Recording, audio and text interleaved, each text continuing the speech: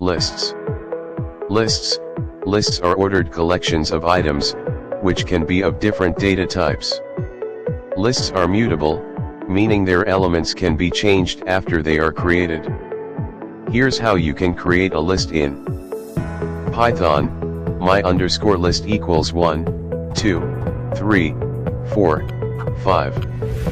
You can access individual elements of a list using indexing. Indexing starts from 0, so the first element of the list has index 0, the second element has index 1, and so on. For example, print my_list 0 output, 1 print my_list 2 output, 3 You can also change the value of elements in a list. My_list 0 equals 10. Print my_list output 10, 2, 3, 4, 5. Lists can contain elements of different data types. Mixed_list equals 1, hello, true, 3.14. You can also perform various operations on lists, such as appending, removing, and slicing. For example, my_list.append 6 appends 6 to the end of the list.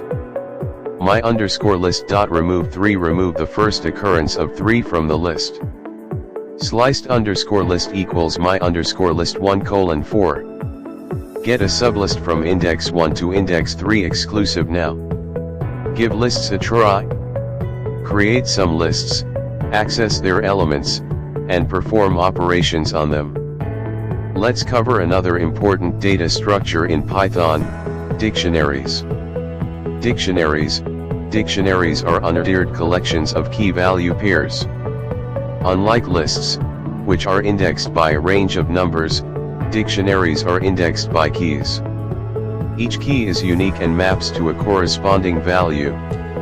Here's how you can create a dictionary in Python. My_dict equals name, Alice, age, 30, city, New York.